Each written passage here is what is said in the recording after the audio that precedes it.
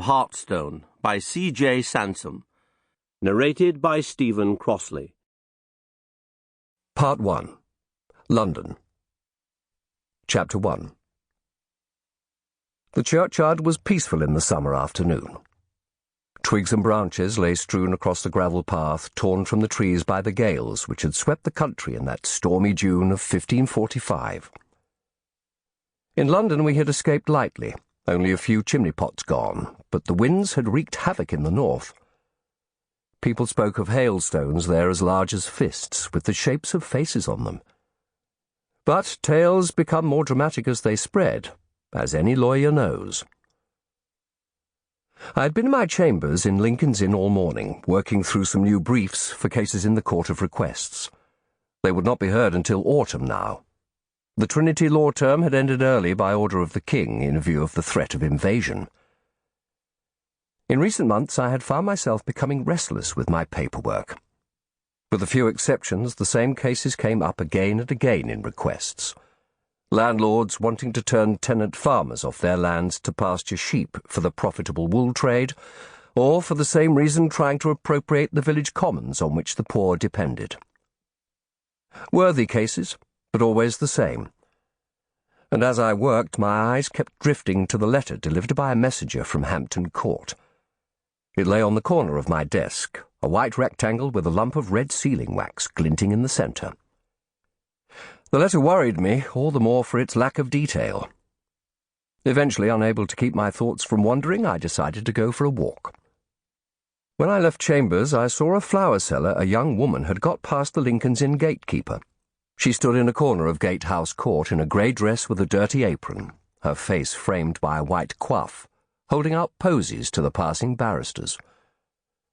As I went by, she called out that she was a widow, her husband dead in the war. I saw she had wallflowers in her basket. They reminded me I had not visited my poor housekeeper's grave for nearly a month, for wallflowers had been Joan's favourite. I asked for a bunch, and she held them out to me with a work-roughened hand. I passed her a halfpenny. She curtsied and thanked me graciously, though her eyes were cold. I walked on, under the great gate and up newly paved Chancery Lane to the little church at the top.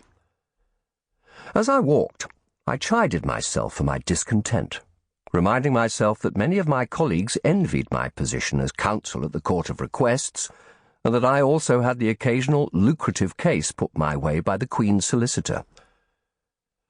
But as the many thoughtful and worried faces I passed in the street reminded me, the times were enough to make any man's mind unquiet.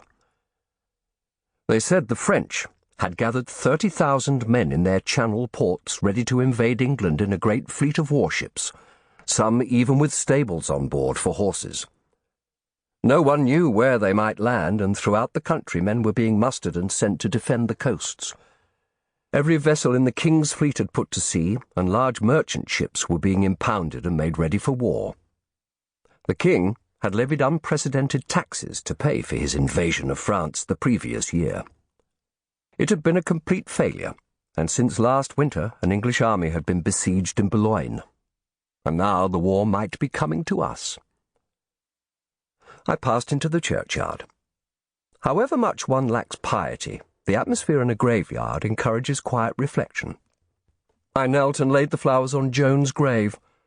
She had run my little household nearly 20 years. When she first came to me, she had been a widow of 40, and I a callow, recently qualified barrister. A widow with no family, she had devoted her life to looking after my needs. Quiet, efficient, kindly. She had caught influenza in the spring and been dead in a week.